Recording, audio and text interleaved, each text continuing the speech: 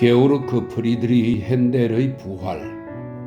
슈테판 츠바이크 1936년. 소제목입니다. 1741년 8월 21일 오라토리오 메시아 작곡을 시작하다. 거장 핸델 쓰러지다. 1737년 4월 13일 오후 게오르크 프리드리히 핸델의 하인이 브루크가에 있는 건물 1층 창문 앞에 앉아 유별날 일에 골몰해 있었다. 담배가 떨어졌으니 근처에 있는 여자친구 돌리의 가게로 담배를 사러 가야 했다. 하지만 화를 잘 내는 주인 나리가 무서워 집을 나서지 못하고 있었다. 핸델은 리허설을 마치고 화를 잔뜩 내며 집으로 왔다. 얼굴은 벌겋게 상기되었고 관자 노래에는 핏줄이 붉어진 채 현관문을 쾅 요란스레 닫고는 2층으로 올라갔다. 아래층 하인은 주인이 위에서 1층 천장이 들썩일 정도로 격하게 왔다 갔다 하는 소리를 들을 수 있었다. 이렇게 주인 나리가 잔뜩 화가 나 있는 날에 어설프게 시중을 들다가는 불효령이 떨어질 게 뻔했다.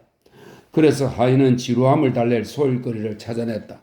점토로 만든 짤막한 파이프로 원래는 담배 연기를 둥글둥글 예쁘게 뿜어내곤 했지만 지금은 그걸로 비눗방울을 불고 있었다. 작은 그릇에 비누 거품을 내고는 호색이 영롱한 비눗방울을 창문가에서 거리로 띄워보내며 즐기고 있었다. 행인들이 멈추어 서서 재미삼아 지팡이로 비눗방울을 터뜨렸다. 사람들은 웃으며 인사를 할 뿐 의아해하지는 않았다. 브루크가의 이 집에서는 별별 일이 다 일어나곤 했기 때문이다. 한밤중에 갑자기 하프시코드가 쾅쾅 울리는가 하면 여가수가 흐느끼며 울부짖는 소리가 들리기도 했다. 반음 높거나 낮게 노래를 불렀다고 다혈질의 독일인이 마구잡이로 여가수를 윽박질렀기 때문이었다.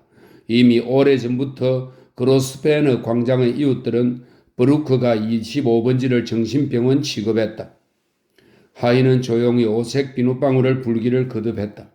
어느 정도 시간이 지나자 솜씨가 눈에 띄게 좋아지면서 비눗방울은 점점 더 큼직하고 얄팍해져 갔다. 그것들은 높이 두둥실 떠올랐고 한 개는 맞은편 집의 낮은 처마 너머로 날아가기도 했다. 그런데 갑자기 우당탕 소리가 나며 온 집안이 요동쳤다. 유리잔이 달그락거리고 커튼이 흔들릴 정도였다. 2층에서 크고 무거운 것이 떨어진 듯 했다. 깜짝 놀란 하인은 벌떡 일어나서 단숨에 청개를 뛰어올라 주인의 작업실로 갔다. 주인이 일할 때 앉는 안락의자는 비어있었다. 방에는 아무도 없었다. 하인은 침실로 서둘러 가려다가 바닥에 쓰러진 핸델을 발견했다. 핸델은 꼼짝도 못하고 눈을 뻣뻣이 부릅뜨고 있었다. 깜짝 놀란 하인이 멈추어 서니 그제야 힘겹게 거르렁대는 소리가 희미하게 들렸다. 그 강건한 사람이 누워서 신음하고 있었다. 아니, 차라리 그의 몸이 짧은 신음을 힘없이 토해내고 있다는 게 맞는 표현인 듯 했다. 주인님이 위독하다고 생각한 하인은 급히 무릎을 꿇고 절반쯤 의식을 잃은 핸델을 일으켜서 소파로 옮기려 했다. 그러나 그러기에는 이 덩치 큰 남자는 너무 무거웠다. 그래서 하인은 일단 주인의 목을 쥐고 있는 목도리를 풀었다. 이내 그르렁대는 소리가 멈췄다. 때마침 핸델의 조수 크리스토프 슈미트가 올라왔다.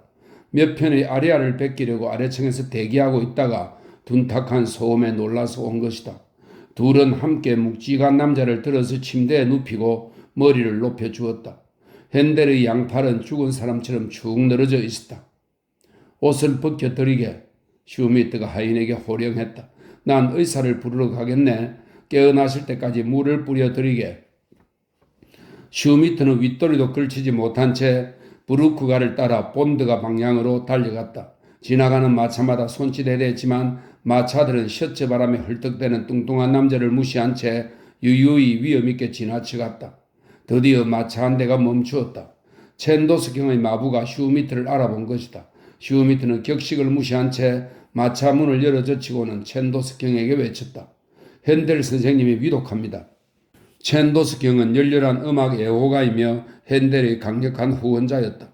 의사에게 가야 합니다.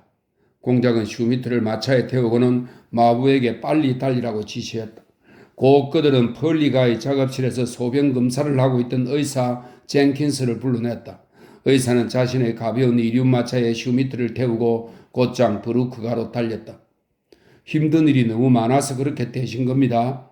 마차가 달리는 동안 사색이 된 조수가 탄식했다. 사람들이 선생님을 죽도록 괴롭혔어요. 망할 가수와 카스트라토들, 걸쟁이와 비평가 나부랭이들, 정말이지 구역질나는 벌레 같은 놈들이죠. 선생님은 어떻게든 극장을 구해보려고 올해 오페라를 4편이나 쓰셨는데 다른 놈들은 여자들과 궁중의 비나 맞추고 있었지요. 특히 그 빌어먹을 카스트라토, 원숭이처럼 소리만 질러대는 이탈리아 놈이 사람들을 홀딱 홀리고 있어요. 아이고, 그놈들이 착해 빠진 핸델 선생님께 한 짓을 생각하면 그냥 선생님은 전 재산 10,000파운드를 털어 넣으셨어요. 이제 그놈들이 차용 정서를 들고 와서 선생님을 죽도록 몰아붙이고 있어요. 그 누구보다도 위대한 업적을 이루시고 그 누구보다도 헌신적으로 일하신 거인이시지만 이런 지경이 되니 버티지 못하신 거지요. 선생님이 어떤 분이신데 얼마나 천재이신데. 의사 젠킨스는 차분히 듣고만 있었다. 집으로 들어가기 전에 파이프를 한 모금 빨고는 재를 털어내며 물었다. 나이가 어떻게 되지요? 52입니다. 슈미트가 대답했다. 위험한 나이군요. 그 사람 평소에 황소처럼 일만 했죠. 정말 황소처럼 강하기도 하고요. 자, 그럼 어떤지 좀 봅시다. 하인이 사발을 들이대고 슈미트가 핸들에 팔을 들어올리자 의사가 혈관을 땄다. 피가 솟구쳐 올랐다. 선홍색의 뜨거운 피였다. 이내 환자는 앙다문 입술을 열고 편안히 숨을 내쉬었다. 핸델은 깊이 숨을 쉬더니 눈을 떴다. 지친 두 눈은 여전히 낯설어하며 의식이 없는 듯 했다. 눈에는 광채가 없었다. 의사는 혈관을 묶었다. 이제 더 할 일이 없었다. 막 일어서려던 의사는 핸델의 입술이 달싹거리는 것을 보고는 자신의 귀를 갖다 댔다. 끝이야. 난 끝이야. 힘이 없어. 힘을 잃고 살고 싶지 않아. 젠킨스는 몸을 깊이 숙여 환자를 보았다. 오른쪽 눈은 움직이지 않지만 왼쪽 눈은 제대로 움직이고 있었다. 시험삼아 의사는 핸델의 오른팔을 들어 올렸다. 죽은 사람의 팔처럼 도로 툭 떨어졌다. 이번에는 왼팔을 들어 올렸다. 왼팔은 들린 채로 그대로 있었다. 이제 젠킨스는 무엇이 문제인지 명확히 알 수 있었다. 의사가 방을 나서자 슈미트가 청계까지 따라 나와서는 불안해서 어쩔 줄 모르며 물었다. 무슨 병이죠? 뇌졸중이요. 오른쪽이 마비됐어. 나아질 수 있을까요? 더듬더듬 슈미트가 물었다. 젠킨스는 천천히 콧담배를 한 줌 움켜쥐었다.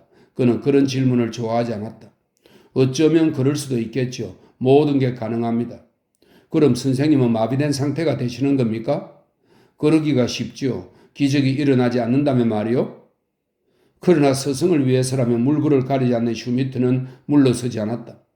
그렇다면 적어도 일을 다시 하실 수는 있으시겠죠. 일을 못 하신다면 선생님은 사실 수 없으실 겁니다. 젠킨스는 벌써 계단을 내려가고 있었다. 일하는 건 이제 불가능하오. 어쩌면 사람 구실은 할 수 있을 거요. 하지만 음악가로 일하지는 못할 거요. 충격이 뇌에까지 미쳤어요. 슈미트는 의사를 멍하니 바라보았다. 그의 눈에 깊은 절망이 담겨 있는 것을 보고 마음이 불편해진 의사가 덧붙여 말했다.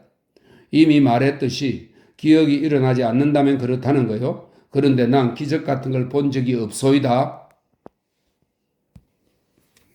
살아야 한다. 살아서 작곡해야 한다. 넉 달 동안 핸델은 힘을 잃은 채 살아야 했다. 힘이 곧 그의 생명인데 말이다. 몸 오른쪽이 죽어버린 듯 했다. 그는 걸을 수도 글을 쓸 수도 없었으며 오른손으로는 오르간 금반 하나 누르지 못하는 신세였다. 말도 할 수 없었다. 끔찍하게도 몸 전체가 두 동강이 나는 바람에 입은 삐뚤음이 삐뚤어져 있었다. 말을 하려 해도 웅울대는 소리가 불분명하게 새어나올 뿐이었다.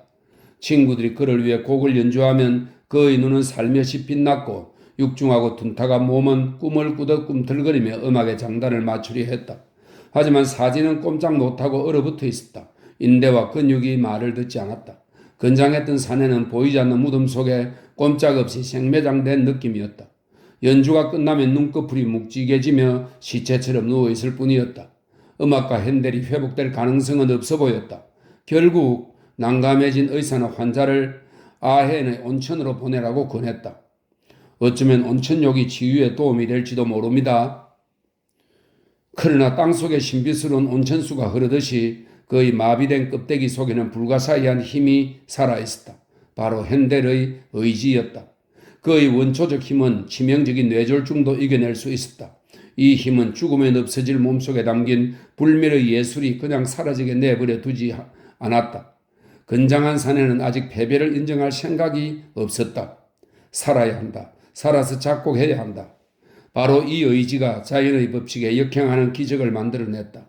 아헨의 의사들은 온천수에 3시간 이상 몸을 담그지 말라고 강력하게 경고했다.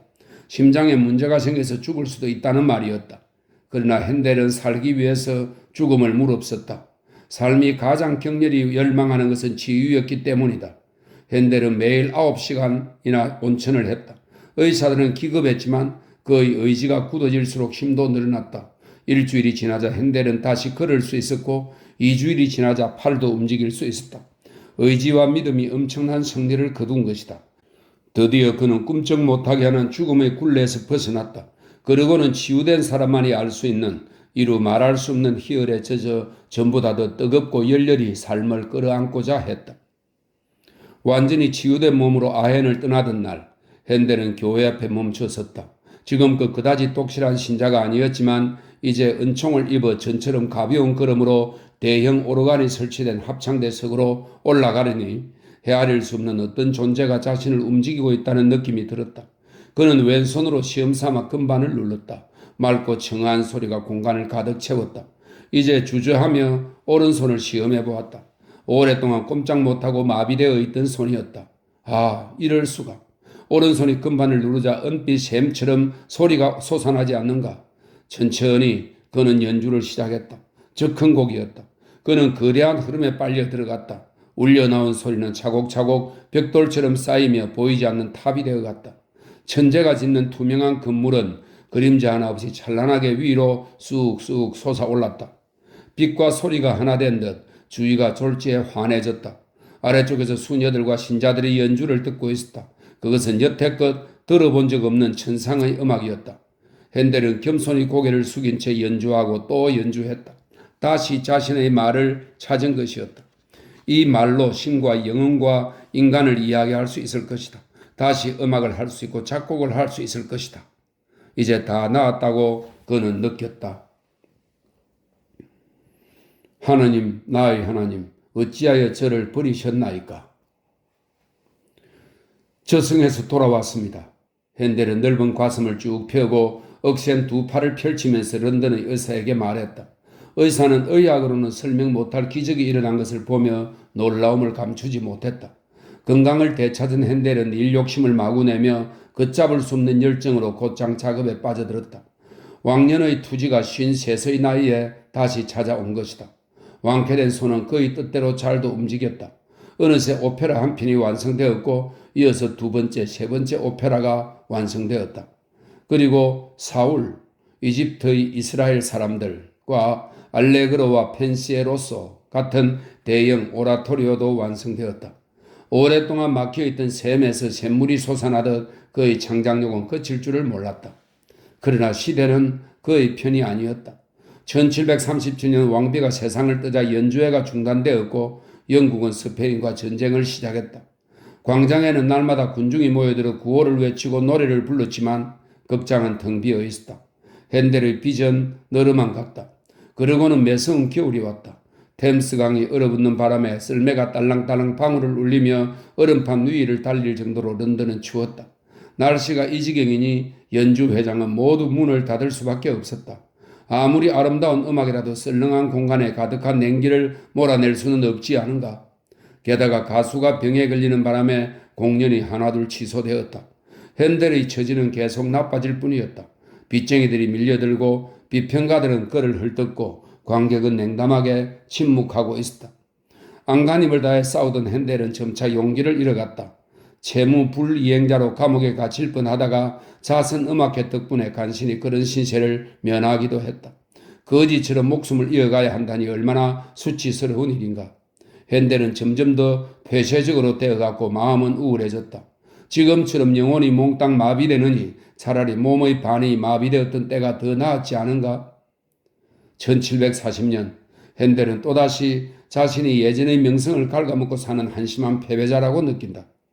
힘겹게 옛날 작품들에서 이런저런 부분을 모아 붙이기도 하고 이따금 소품을 작곡하기도 한다. 그러나 다시 건강을 회복했던 시절 콸콸 흐르던 원초적 힘은 말라버렸다. 처음으로 이 건장한 사내는 피로를 느낀다. 처음으로 이 위대한 투사는 패배했다고 느낀다. 창작 욕구는 35년 동안 그의 세계를 적시던 성스러운 물줄기였다. 이제 핸델은 그것이 막혀버리고 말라버렸음을 느낀다. 끝장이구나. 다시 한번 더 끝장이구나. 절망에 푹 빠진 핸델은 이제는 영영 끝났음을 안다. 아니, 그렇다고 생각한다. 사람들이 나를 매장할 거라면 신은 대체 왜 나를 병에서 살아나게 하신 걸까? 그가 탄식한다. 껍데기만 남은 존재가 되어서 춥고 쓸쓸한 세상에서 숨어 사느니 차라리 그때 죽는 게 나았을 거다. 분노하며 그는 십자가에 못 박힌 예수의 말을 몇 차례 되낸다. 하나님, 나의 하나님, 어찌하여 저를 버리셨나이까? 제닌스의 소포. 패배자 핸델은 너무도 절망한 나머지 사는 게 그저 피곤하기만 하다. 자신의 힘을 믿지 못하는 것은 물론이고 하나님조차 믿지 못할 지경이다. 이렇게 몇 달을 저녁마다 런던의 거리를 헤매고 다닌다. 핸델은 저녁 늦게야 큰맘 먹고 집을 나선다. 낮에는 차용정서를 든 빚쟁이들이 그를 잡으려고 문 앞에서 기다리고 있는 데다가 거리에서는 사람들의 냉담하면서도 경멸에 찬 시선이 거슬린다. 아일랜드로 도망가면 어떨까 생각해 보기도 한다. 그곳 사람들은 아직 그를 대단한 음악가로 여기고 있다. 그들은 그의 몸속에 있는 힘이 박살난 것을 모르고 있다. 아니면 독일이나 이탈리아로 가면 어떨까? 어쩌면 거기서 훈훈한 남풍을 쐬면 마음에 끼인 성애가 녹아내리고 황폐한 바위 땅과 같은 영혼에서 다시금 멜로디가 흘러나오지 않을까? 그는 창작하지 못하고 활동하지 못하는 것을 도저히 견딜 수 없다.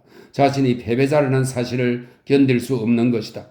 이따금 교회 앞에 멈춰 서기도 한다. 그러나 하나님 말씀이 자신에게 위안이 되지 못한다는 것을 잘 안다.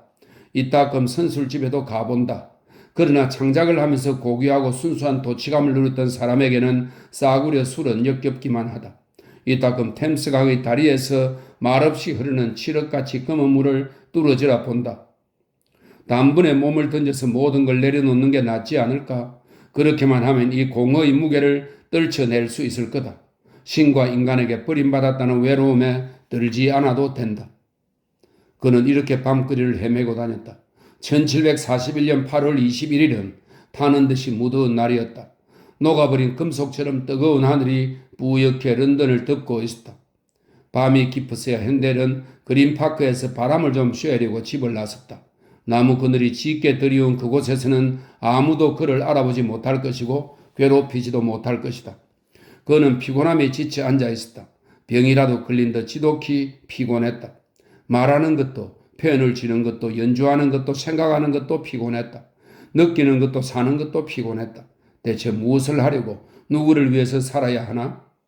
그는 술 취한 사람처럼 멍하니 폴몰가와 제임스가를 지나서 집으로 돌아왔다. 머릿속에는 오직 한 가지 생각뿐이었다. 잠을 자자. 아무것도 신경 쓰지 말고 그냥 푹 쉬자. 영원히 쉴 수 있다면 제일 좋지. 버루크가의 식구들은 다들 자고 있었다. 너무 피곤하군. 사람들이 나를 지독히도 들볶았지? 느릿느릿 그는 계단을 올라갔다. 무거운 발걸음을 뗄 때마다 나무 계단이 삐걱거렸다. 드디어 방에 들었었다. 그러고는 부싯돌을 쳐서 책상에 있는 초에 불을 붙였다. 몇 년째 일하기 위해 자리에 앉을 때 하던 일을 아무런 생각 없이 되풀이한 것이다. 예전에는 산책할 때마다 작품의 주제가 될 만한 멜로디가 하나 떠올랐다.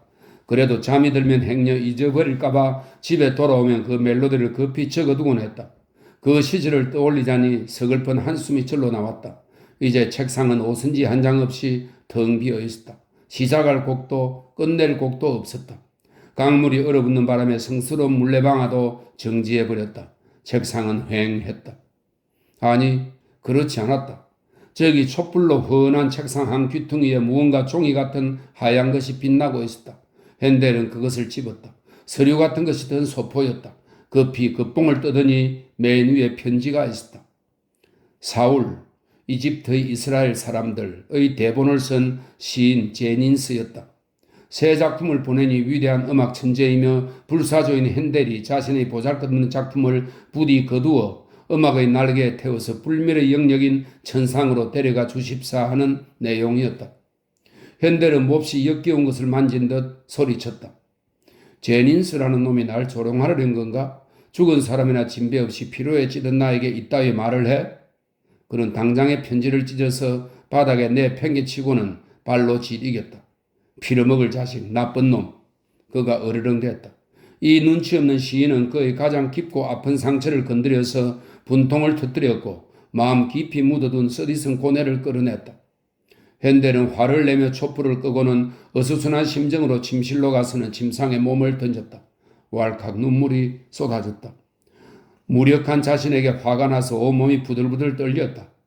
모든 걸 빼앗긴 자를 여전히 조롱하다니, 고통받는 자를 괴롭히다니, 이런 세상에 저주가 있을지어다. 심장은 이미 얼어붙고 힘마저 잃은 나를 어쩌자고 건드리는가? 영혼은 마비된 지 오래고 감각조차 잃었는데 어쩌자고 나에게 일을 맡으라는 건가? 그냥 잠이나 자자. 짐승처럼 멍청하게 그저 다 잊고 자자. 더는 존재하지도 말자. 핸델은 패배감에 괴로워하며 힘겹게 침대에 누워있었다. 그러나 잠이 오지 않았다. 폭풍의 일렁이는 바다처럼 분노로 속은 덜끓었고 설명할 수 없는 괴이한 불안감이 사라지지 않았다. 이리저리 몸을 뒤척이다 보니 정신은 점점 더 말똥말똥해졌다. 일어나서 시인이 쓴 말을 한번 읽어보는 게 낫지 않을까? 아니, 그러지 말자. 죽은 자에게 말이 무슨 소용이람? 이제 나에게 위안이란 없다. 시는 나를 나락으로 떨어뜨리고는 삶의 신성한 흐름에서 떼어놓았지 않은가? 그러나 그의 내부의 어떤 힘이 계속 꿈틀댔다. 그 신비로운 힘은 호기심을 부추기며 그를 재촉했고 그는 이 힘을 거역할 기운이 없었다. 핸델은 일어나서 작업실로 갔다. 흥분 상태에서 떨리는 손으로 다시 촛불을 켰다. 앞서 마비된 신체가 회복되는 기적을 한번 겪지 않았던가? 어쩌면 신은 영혼을 치유하고 위로하는 방법을 알지도 모른다. 핸델은 원고 옆으로 촛대를 끌어당겼다. 첫 장에 메시아라고 쓰여 있었다. 아, 또 오라토리오구나. 지난번 것들은 실패였지. 불안해하면서도 그는 표지를 넘기고 읽기 시작했다. 할렐루야, 할렐루야, 할렐루야. 첫 마디에 그는 소스라치듯 놀랐다. 위로를 받으리로다. 원고는 이렇게 시작했다. 마법과도 같은 말이었다. 아니, 단순한 말이 아니라 신이 그에게 건넨 말이었다. 구름이 잔뜩 낀 하늘에서 천사가 부르는 소리가 그의 움츠러든 마음을 파고들었다. 위로를 받으리로다. 이 말이 울리며 무기력한 영혼을 뒤흔들었다. 정말이지 창작에 불을 붙이는 말이었다. 이 말을 읽고 되뇌는 순간에 이미 핸델은 음악을 들을 수 있었다. 말은 음이 되어 떠다니며 열렬히 노래했다. 아, 복되게도 천국의 문이 열리고 다시 내면의 음악이 들리는구나. 한 장 한 장 원고를 넘기는 손이 떨고 있었다. 그렇다. 그는 부름을 받은 것이다. 한마디 한마디가 저항할 수 없는 힘으로 그를 사로잡았다. 주께서 그렇게 말씀하신다. 이것은 내게, 오직 내게 건네는 말이 아니던가. 나를 바닥에 내동댕이 쳤던 바로 그 손이 이제 은혜롭게도 나를 일으켜 세우려 하지 않는가. 주께서 너를 정화하시리라. 그렇다. 바로 그런 일이 일어나고 있었다. 단번에 어둠이 마음에서 그치고 밝은 빛이 비치더니 그 빛은 수정처럼 해맑은 소리를 내기 시작했다. 그의 공공함을 아시는 유일한 존재인 신이 돕지 않으셨다면 어찌 감히 갑스올에 사는 대단치 않은 시인 제닌스가 이토록 숭고한 말을 쓸 수 있었겠는가? 그들이 주께 제물을 바치도록. 그렇다. 이 뜨거운 심장으로 제물을 태울 불꽃을 일으키리라. 불이 하늘 높이 타오르게 하리라. 이렇게 함으로써 내가 받은 영광스러운 부름에 답하리라. 너의 말을 목청껏 외쳐라. 라는 말을 들은 것은 오직 나 핸델뿐이다. 우렁찬 나팔 소리와 우레와 같은 합창으로 천둥치듯 울리는 오르간으로 외치리라. 그렇게 한다면 천지창조의 첫날 말씀이 어둠을 밝혔듯이 성스러운 로고스, 즉 말씀이 아직 어둠 속에서 헤매며 괴로워하는 사람들을 일깨우리라. 보라, 어둠이 땅을 덮고 있구나. 정말 그렇기에 사람들은 이 시간 나 핸델이 얻은 구원이 얼마나 복된지를 아직 모르고 있다. 전지전능한 경이로운 신이시여 라는 말을 읽자마자 이 감사히 긁히는 완벽한 음악으로 바뀌어 그의 내부에서 쏟아져 나왔다. 그분을 찬양하자. 무엇을 어떻게 해야 할지 아시며 지친 마음에 평화를 주시는 경이로운 신을 찬양하자. 하나님의 천사가 다가오시더라. 정말 그랬다. 은빛 날개를 단 천사가 방으로 날아 내려와서 그를 어루만지고 구원했다. 어찌 감사하지 않으랴? 어찌 기뻐 환호하지 않으랴? 정녕 수천의 목소리가 하나가 되어 신께 영광을 돌리시라고 찬양의 노래를 불러야 마땅하리라. 현대는 무슨 폭풍에 맞닥뜨린 사람처럼 머리 숙여 원고를 보았다. 피로가 싹 가셨다. 지금처럼 힘이 넘친 적은 여태 없었다. 창작의 쾌감이 온몸을 꿰뚫는 듯한 기분은 생전 처음이었다. 읽는 단어마다 따스한 구원의 빛이 되어 그를 감쌌다. 한마디 한마디가 그의 마음을 파고들어서 그를 깨우고 자유롭게 했다. 기뻐하라. 코러스의 합창이 장엄하게 터져나오자 그는 자기도 모르게 머리를 지켜들고 팔을 활짝 벌렸다. 하나님은 진정으로 도움을 주시는 분이시다. 그렇다. 그는 이 사실을 증명하고 싶었다. 속세의 인간이 여태 해내지 못한 일이 아닌가? 십계명이 새겨진 빛나는 동판을 지키던 모세처럼 자신의 확신을 온 세상을 향해 지켜들고 싶었다. 많이 고통스러워한 사람만이 기쁨을 안다. 시험을 당한 자만이 은총을 베푸는 자의 궁극적인 자비로움을 안다. 죽음을 겪은 자의 자격으로 무수 사람들 앞에서 메시아의 부활을 증언하는 일이 나의 몫이리라. 그분은 박해를 당하셨네 라는 구절을 읽자 힘겨운 기억이 떠오르더니 이내 어둡고 고통스러운 음향으로 울렸다. 사람들은 그가 이미 끝났다고 생각하고 그를 산채로 묻어버렸다. 조롱하며 내쫓았다. 그들은 그를 보고는 비웃었다. 그때 고통스러워하는 그에게 위안을 주는 사람 하나 없었다. 아무도 만신창이가 된 그를 도와주지 않았고 위로하지도 않았다. 그러나 기적이 일어난다. 그는 하나님을 믿었다. 보라, 하나님께서는 그의 영혼을 무덤에 버려두지 않으셨다. 그러실 리가 없었다. 절망의 무덤에 무력함이라는 지옥에 갇혀서 헛개비가 되어가는 그의 영혼을 내버리지 않으셨다. 하나님은 그를 한 번 더 부르셔서 인류에게 복음을 전하라 명하셨다. 머리를 들으라. 복음을 전하라는 명령이 웅장하게 울려 퍼졌다. 갑자기 그는 소스라쳤다. 하나님께서 말씀을 주셨다라는 구절이 쓰여 있었다. 한낱 시인인 제닌스가 쓴 구절이다. 숨이 멎는 듯 했다. 이 자리에서 신은 우연히 선택된 한 시인을 통해 진리를 전하고 있었다. 신이 내게 말씀을 보내셨구나. 말씀은 위로부터 내게 전해진 것이었구나. 그분으로부터 말씀이 왔고 소리가 왔고 은총이 왔구나. 그러니 이 모두를 그분께 돌려드려야 한다. 마음속에서 솟아나는 것들을 하나님께 가져다 바쳐야 할 것이다. 하나님을 찬양하는 것이야말로 모든 창조자의 기쁨이자 의무가 아니겠는가? 오, 말씀을 보듬고 다듬고 받들어 날개가 돋게 하리라. 말씀이 존재의 온갖 환희를 끌어안을 만큼 더 넓은 품을 가지게끔 말씀을 내리신 하나님만큼이나 숭고해지게끔 만들리라. 오, 언젠가는 사라질 말에 무한한 열정으로 아름다움을 더함으로써 영혼의 말씀으로 성화시키리라. 보라, 마침 할렐루야 할렐루야 할렐루야라는 말이 적혀 있었다. 무한히 되풀이되고 변주될 수 있는 말이었다. 바로 이거다.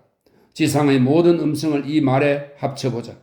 밝은 음과 어두운 음, 남성의 우직한 음성과 여자의 나긋나긋한 음성, 이 땅의 모든 음성을 이 가사에 가득 채워서 분위기를 고조시킨 후 변주하자. 이 모든 음성을 엮었다 풀었다 하면서 역동적인 합창을 이어가자. 음으로 야곱의 사다리를 지어서 노래소리가 하늘과 땅을 오르내리게 하자. 바이올린의 달콤한 선율에 맞춰 잔잔히 노래하다가 방파르가 터져나오면서 목성을 높이다가 천둥치듯 오르간이 울리면 다들 우레가 치듯 할렐루야 할렐루야 할렐루야를 노래할 것이다. 이 말, 이 감사의 말이 환희의 함성으로 지상에서 울려 퍼져서 우주를 창조하신 분의 귀에 닿게 하리라. 눈물이 앞을 가렸다. 걷잡을 수 없는 열정이 밀려왔다. 아직 읽을 부분이 남아있었다. 오라토리오의 3부였다. 그러나 할렐루야 할렐루야 할렐루야를 읽고 나자 더는 읽을 수 없었다.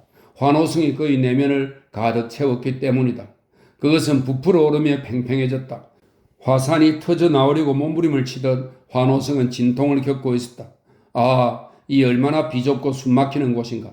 소리는 핸델에게서 빠져나와 하늘로 돌아가려 했다. 핸델은 서둘러 표현을 쥐고는 음표를 그렸다. 믿기지 않을 만큼 빠른 속도로 그리고 또 그렸다. 멈출 수가 없었다. 폭풍에 떠내려가는 돛담배처럼 그는 계속해서 써내려갔다. 밤은 침묵했고 대도시는 습기와 어둠에 쌓여 있었다. 그러나 그의 내면에는 빛이 흘렀고 방에는 천상의 음악이 소리 없이 울리고 있었다. 다음 날 아침 하인이 살그머니 방으로 들어왔을 때도 핸델은 여전히 책상에 앉아 악보를 적고 있었다. 저수 슈미트가 혹시 필사하는데 도움이 필요하시냐고 조심스럽게 물어보았지만 핸델은 대답 없이 사납게 어리렁대기만 했다. 아무도 감히 그에게 다가갈 엄두를 내지 못했다. 3주 동안 그는 방을 나서지 않았다. 하인이 식사를 가져오면 왼손에 빵 조각을 쥐고 먹으며 오른손으로는 계속 악보를 적었다. 도저히 멈출 수 없었기 때문이다. 그는 마치 만취한 사람 같았다. 자리에서 일어나 큰 소리로 노래하고 박자를 맞춰보며 방 안을 서성일 때면 그의 눈은 정상으로 보이지 않았다. 누군가 말을 걸면 화들짝 놀라서 알아듣지 못할 대답을 웅얼거렸다. 3주 동안 하인은 힘든 나날을 보내야 했다. 빚쟁이들이 차용정서를 들고 와 현금을 요구했고 가수들이 와서 축제일에 칸타타를 만들어 달라고 청했고 심부름꾼이 와서 핸델을 왕궁에 데려가려 했다. 하인은 이들 모두를 그냥 보내야 했다. 일에 미친 주인에게 한마디라도 건넸다가는 사자처럼 버럭 화를 냈기 때문이었다. 핸델은 이 3주 동안 시간을 잊고 있었다. 낮과 밤을 구분하지 못한 채 오직 리듬과 박자라는 시간 단위만이 의미를 갖는 공간에서 살았다. 작품이 막바지를 향해 거룩한 급류처럼 치달을수록 그의 내부에서는 더욱 격렬하게, 더욱 절박하게 음악이 솟구쳐 나왔고 그는 그 물줄기에 몸을 맡겼다. 내면의 소리에만 몰두한 채 발을 쾅쾅 굴러서 박자를 맞춰가며 스스로 만든 감옥 안을 맴돌았다. 노래를 부르고 하프치코드를 쳐보다가는 다시 앉아서 손가락이 부르트도록 악보를 쓰고 또 썼다. 평생 지금처럼 창작의 열풍이 그를 덮친 적은 결코 없었다. 지금처럼 음악 속으로 빨려들어가 고통받으며 산 적은 없었다. 마침내 겨우 3주밖에 안 되는 시간이 흐른 후 9월 14일에 작품이 완성되었다. 오늘날에도 이해가 안 되는 일이며 앞으로도 영영 이해가 안 되는 일로 남을 것이다. 말이 음악이 되면서 메마르고 무미건조한 설교였던 것이 시들지 않을 꽃으로 피어나 울려 퍼졌다. 예전에 마비된 육체에 부활의 기적이 일어났듯이 이제 의지력은 병든 영혼의 기적을 가져왔다. 모든 것이 기록되고 창조되고 모습을 갖추며 힘찬 멜로디가 된 것이다. 그런데 단 한마디 말이 아직 마무리되지 않고 있었다. 작품의 마지막 말 아멘이었다. 핸델은 짤막하고 간결한 두 음절 아멘에 매달려 있었다. 이 말로 하늘에 이르는 음의 계단을 짓기 위해서였다. 첫째, 성부가 아멘을 노래하면 다른 성부가 끼어들어 이부 합창이 되게 했다. 그는 이 두 음절을 한없이 늘려서 서로 떼어놓았다가 다시금 열광적으로 서로 합쳐지게 했다. 이 과정에서 이 말은 이 세상처럼 넓어지고 풍부해졌다. 이 마무리말 아멘은 그를 놓아주지 않았고 그 역시 이 말을 놓지 않았다. 그는 아멘 부분을 웅장한 푸가 형식으로 만들었다. 시작을 뜻하는 태초의 소리인 아가 차곡차곡 쌓이면서 대성당처럼 솟아올랐다. 이 대성당은 음악으로 가득했고 그 꼭대기는 하늘에 닿을 듯했다. 아멘 소리는 계속 올라가다가 다시 내려오고 다시 올라가기를 거듭하다가 마침내 오르간이 천둥치듯 울리는 것을 신호삼아 모든 성부가 하나가 되면서 힘차게 솟아올랐다. 아멘 소리가 모든 전체를 가득 채우면서 이 감사의 찬송을 천사도 함께 노래하는 듯 했다. 끝없이 아멘 아멘 아멘이 울려 퍼지면서 대성당의 대들보가 그의 머리 위로 무너져 내리는 듯 했다. 핸델은 힘겹게 일어났다. 펜이 손에서 떨어졌다. 여기가 어딜까? 보이는 것도 들리는 것도 없었다. 그저 피곤할 따름이었다. 지독히 피곤했다. 어지러워서 벽을 붙잡아야 했다. 힘이라고 남아있지 않았고 몸은 죽을 지경인데다 제정신이 아니었다. 그는 장님처럼 벽을 짚고서 침대까지 간신히 가서는 그대로 골아떨어졌다. 하인은 오전에만 3차례 나지막이 문을 두드렸다. 주인은 여전히 자고 있었다. 석상처럼 창백한 얼굴은 꿈쩍도 하지 않았다. 정오가 되었다. 하인은 다시 그를 깨우리고 큰 소리로 헛기침을 하고 문을 3개 두드렸다. 그러나 아무리 소리를 내도 아주 깊은 잠에 빠진 주인은 듣지 못했다. 오후에 크리스토퍼 슈미트가 떠오르왔지만 핸델은 여전히 꿈쩍도 하지 않았다. 슈미트는 몸을 굽혀 잠자는 핸델을 살펴보았다. 그는 상상을 초월하는 활약을 벌이며 전투를 승리로 이끌고 전사한 전설 속 영웅처럼 지쳐 쓰러져 있었다. 그러나 슈미트와 하인은 핸델의 업적과 승리를 알 도리가 없었다. 다만 그토록 오랫동안 이상할 정도로 꿈쩍도 안 하고 누워있는 핸델을 보자 겁이 덜컥 났다. 혹시 또다시 발작을 일으켜 쓰러진 건 아닐까 걱정이 되었다. 저녁 무렵 아무리 흔들어도 핸델이 깨어나지 않자 슈미트는 의사를 데리러 갔다. 17시간이나 그는 그렇게 꿈쩍도 안 하고 누워 있었기 때문이다. 의사는 금방 찾을 수가 없었다. 의사 젠킨스는 날씨 좋은 저녁 시간을 이용해 템스강에서 낚시를 즐기고 있었다. 의사는 슈미트가 들이닥쳐 왕진을 청하자 투덜거렸지만 핸델의 상태가 심상치 않다는 말을 듣자 곧 낚싯대를 거두어 들였다. 그러고는 만일의 경우를 대비해 혈관을 따기 위해 수술 도구를 챙겼다. 이렇게 시간이 꽤 지난 후에야 조랑말이 끄는 마차가 두 사람을 태우고 브루크가로 향했다. 집 앞에는 하인이 나와 있다가 양팔을 휘저으며 그들에게 손질했다. 깨어나셨어요. 아직 길에 있는 일행에게 하인이 소리쳤다. 지금 일꾼 6명이 먹을 분량을 드시고 계세요.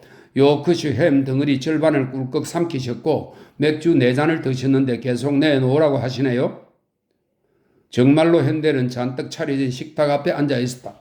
3주간 미루어 두었던 잠을 밤낮을 가리지 않고 잤으니 이제는 일하느라 써버린 힘을 한꺼번에 보충하려는 듯 신나게 닥치는 대로 먹고 마시고 있었다. 의사를 보자마자 그는 웃기 시작했다. 웃음소리가 점점 커지며 쩌렁쩌렁 울려서 위협적으로 들릴 정도였다. 슈미트는 지난 몇 주 동안 핸델이 미소 한 번 지은 적이 없고 긴장 상태에서 화만 내었다는 사실을 떠올렸다. 이제 억눌려 있던 유쾌한 천성이 풀려나오면서 바위에 부딪히는 파도처럼 철썩이며 요동을 쳤고 끌끌대는 웃음소리로 튀어나왔다. 핸델이 지금처럼 끄리낌 없이 웃은 적은 평생 한 번도 없었다. 그는 의사를 마주한 순간 자신이 그 어느 때보다도 건강하다고 느꼈고 살아있다는 게 미칠 듯이 즐거웠다. 그는 맥주잔을 높이 들어올리면서 검은 옷을 입은 의사에게 인사를 건넸다. 젠킨스는 깜짝 놀랐다. 맙소사 어떻게 된 겁니까? 무슨 신비로운 약이라도 드신 겁니까? 생기가 넘치는군요. 도대체 무슨 일이 생긴 겁니까? 핸델은 활짝 웃으며 반짝이는 눈으로 의사를 보았다. 그리고는 이내 진지해져서는 천천히 일어나 하프시 코드 쪽으로 갔다. 자리에 앉아서 양손을 금반 위에 얹었다. 그러고는 몸을 돌려 기묘한 미소를 지으며 반은 이야기하듯 반은 노래하듯 나지막이 레치타티브 멜로디를 연주하기 시작했다. 들어보시오. 내 신비로운 이야기를 하겠소? 메시아의 가사였다. 손가락에 금반을 스치자마자 그는 음악에 빨려 들어갔다. 핸델은 연주하면서 주변 사람들과 자기 자신마저도 잊고 음악의 흐름에 자신을 온통 내맡겼다. 단숨에 다시금 작품 한복판으로 들어가 이제 그 꿈을 꾸듯 만들어냈던 후반부 코러스를 노래하고 연주했다. 맨정신으로 코러스를 듣는 건 지금이 처음이었다. 오 죽음이여 너희 가시는 어디에 있느냐를 들으니 삶의 불꽃이 안에서 타오르는 기분이었다. 그는 더욱 소리 높여 노래했다. 환호의 함성이 가득한 코러스가 뒤따랐다. 그는 계속 연주하고 노래했고 아멘 아멘 아멘으로 마무리했다. 강렬하고도 장중한 그의 연주가 울려 퍼지자 공간이 무너져 내리는 듯 했다. 젠킨스는 넋을 잃고 서 있다가 핸델이 드디어 몸을 일으키자 어쩔 줄 모르며 찬사를 던졌다. 맙소사 이런 건 한 번도 들은 적이 없습니다. 선생 몸속에 악마가 숨어있나 보군요. 이 말에 핸델의 얼굴은 어두워졌다. 핸델 역시 자신의 작품이 놀라웠다. 잠을 자는 동안 찾아온 은총 같은 작품이었다. 부끄럽기도 했다. 그는 몸을 돌리고 다른 사람은 거의 알아들을 수 없을 정도로 나직이 말했다. 그게 아니라 하나님께서 나와 함께 하신 것 같습니다. 메시아의 초연. 몇 달 후 거장 핸델은 더블린시의 아비가에 새들어 살고 있었다. 어느 날 잘 차려입은 2명의 신사가 런던에서 온 귀한 손님을 찾아와서는 정중히 부탁드릴 게 있다고 말했다. 선생님께서는 지난 몇 달 동안 이제껏 들어본 적이 없는 훌륭한 작품들로 더블린 시민들에게 큰 기쁨을 주셨습니다. 저희가 듣기로는 선생님의 신작 오라토리오 메시아가 아일랜드 수도 더블린에서 초연된다고 합니다. 최신 작품을 런던에 앞서서 바로 이곳에서 공연하게 하신다니 영광스러울 뿐입니다. 이런 연주회가 흔하지 않은 일임을 고려하면 수입이 대단하리라 예상됩니다. 선생님께서 여러 선행을 베푸신다는 사실은 익히 알려져 있습니다. 그래서 혹시 첫 공연의 수익금을 저희가 이끄는 자선기관에 기부해 주실 수 있을지 여쭙고자 합니다. 핸델은 그들을 친절히 바라보았다. 그는 더블린을 사랑했다. 자신에게 사랑을 준 도시였기에 마음의 문은 늘 열려 있었다. 기꺼이 그러겠습니다. 미소 지으며 그가 답했다. 수익금이 어떤 기관으로 가게 될지만 말씀해 주십시오. 여러 교도소에 있는 죄수들을 후원하는 기관입니다. 선량해 보이는 백발신사가 말했다. 메르시의 병원 환자들을 위해 쓰려 합니다. 다른 신사가 덧붙였다. 물론 첫 공연의 수익금만 너그러이 헌납해 주시면 됩니다. 이후 수익금은 선생님 몫입니다. 아닙니다. 핸델이 나직히 말했다. 이 작품의 대가로 돈을 받지 않을 겁니다. 절대로 그러지 않을 겁니다. 저야말로 다른 분께 빚을 지고 있으니까요. 그러니 수익금은 항상 환자와 죄수들의 몫이 되어야 합니다. 저 자신이 환자였는데 이 작품 덕으로 건강해졌습니다. 저 자신이 죄수였는데 이 작품이 저를 자유롭게 했습니다. 두 신사는 어리둥절해서 그를 바라보았다. 그를 완전히 이해하지는 못했지만 매우 고마워하며 머리를 숙이고는 이 기쁜 소식을 더벌린에 알리러 갔다. 1742년 4월 7일 드디어 최종 리허설이 시작되었다. 두 대성당 소속 합창 단원들의 친지 몇 명만의 입장을 허락받았다. 주최 측은 돈을 아끼려고 피신별가에 있는 연주회장의 조명을 희미하게만 밝혔다. 런던에서 온 거장의 새 작품을 듣기 위해 온 사람들은 제각기 흩어져서 여기저기 삼삼오오 무리를 지어 앉았다. 널찍한 홀은 컴컴하고 추웠다. 그런데 합창이 콸콸대는 폭포처럼 힘차게 울려 퍼지기 시작하자 놀라운 일이 일어났다. 뿔뿔이 흩어져 앉았던 사람들이 자신도 모르게 의자를 당겨 서로 다가가더니 어느새 한 덩어리로 뭉쳐서 음악을 들으며 감탄하고 있지 않은가? 여태껏 들어본 적이 없는 음악은 너무도 강렬했기에 혼자서 듣다가는 감당을 못하고 음악에 휩쓸려 떠내려갈 것 같다고 다들 느꼈기 때문이다. 사람들은 점점 더 가까이 모여들었다. 마치 한 교구의 경건한 신도들이 한 마음으로 믿음의 말씀을 영접하려는 것 같았다. 말은 서로 화음을 이루는 성부에 의해 매번 다르게 발성되고 다른 형태를 취하면서 힘차게 몰아쳤다. 이 원초적 힘 앞에서 모두 자신의 나약함을 느꼈고 동시에 그 힘에 안겨가는 기쁨을 누렸다. 모두가 한 몸이 되어서 기쁨에 몸을 들었다. 할렐루야가 처음으로 울려 퍼지자 누군가가 자신도 모르게 벌떡 일어났다. 그러자 모두 한꺼번에 따라 일어섰다. 막강한 힘이 끌어올리는 듯 도저히 땅에 붙어 있을 수 없었다. 한치라도 하나님께 더 가까이 가기 위해서 하나님을 섬기며 우러러보기 위해서 일어설 수밖에 없었다. 리허설이 끝난 후 방청객들은 이 사람 저 사람을 붙잡고 지상에 지금껏 없던 악곡이 만들어졌다고 이야기했다. 덕분에 도시 전체가 이 걸작을 들을 기대와 기쁨에 휩싸여 있었다. 엿새 뒤인 4월 13일 저녁 음악당 문 앞은 사람들로 북적였다. 여자들은 잔뜩 부풀린 치마를 입지 않았고 기사들은 칼을 두고 왔다. 더 많은 청중이 홀에 들어올 수 있게 하기 위해서였다. 작품의 명성이 순식간에 퍼진 탓에 700명이나 몰려들었다. 이런 인파가 몰린 건 처음이었다. 그러나 음악이 시작되자 숨소리조차 들리지 않았다. 청중은 조용히 귀를 기울였다. 이내 합창이 폭풍같이 밀어닥치자 청중은 전율했다. 핸델은 작품을 감독하고 지휘할 작정으로 오르간 옆에 서 있었다. 하지만 작품은 이미 작곡가와는 별개의 것이 되어버렸다. 그는 음악에 빠져들었다. 작품은 마치 한 번도 들어본 적이 없던 것처럼 낯설기만 했다. 자신이 만든 게 아닌 것 같았다. 다시금 그는 이 작품이 뿜어내는 경륜에 휩싸였다. 마지막 곡으로 아멘이 시작되자 자기도 모르게 입을 열고는 합창단과 함께 노래했다. 마치 태어나 처음 노래를 하는 기분이었다. 연주가 끝나자 청중은 홀이 떠나갈 듯 환호했다. 그러나 그는 자신에게 감사의 말을 전하려는 사람들을 피해 슬그머니 빠져나왔다. 그러고는 자신에게 이 작품을 내리신 하나님께 감사드렸다. 이제 수문이 열렸다.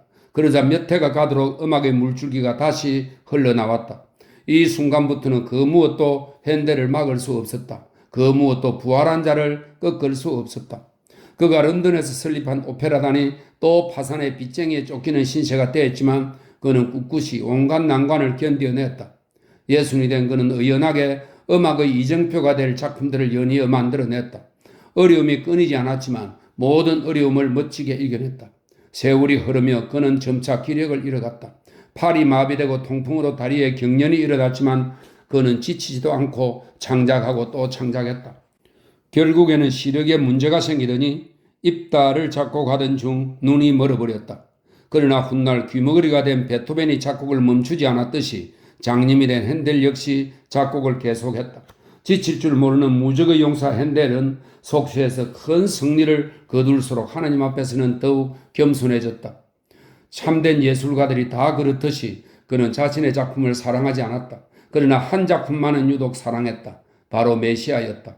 메시아가 그를 낭떠러지게서 구해냈기 때문에, 메시아로 인해 마음의 평온을 얻었기 때문에 그는 감사하는 마음으로 메시아를 사랑했다.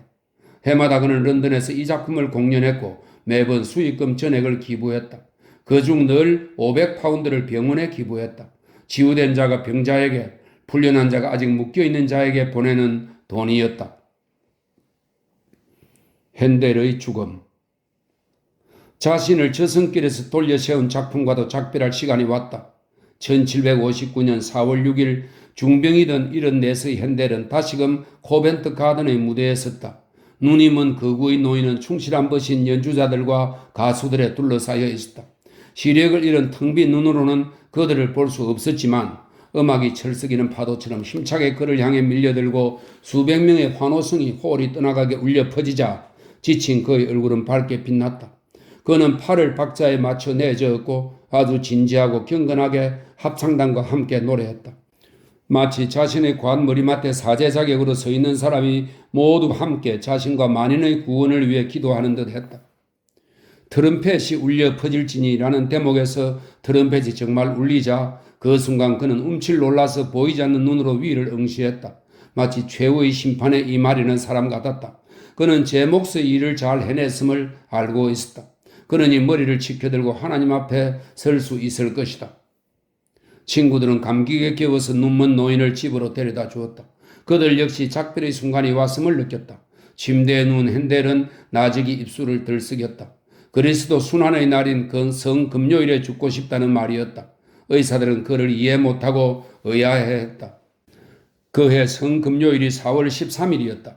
운명의 손이 그를 바닥에 쓰러뜨린 날도, 그의 메시아가 처음으로 세상에 울려 퍼진 날도 4월 13일이었다. 그가 죽을 지경에 처했던 날은 그가 부활한 날이기도 했다. 그는 바로 그날 죽기를 바랐다. 부활하여 영생을 얻으리라고 확신하기 위해서였다. 정말로 그렇게 되었다. 놀라운 의지력으로 삶을 결정했던 사람답게 그는 죽음 역시 결정했다. 4월 13일 핸델은 기운을 잃었다. 더는 보지도 듣지도 못했다.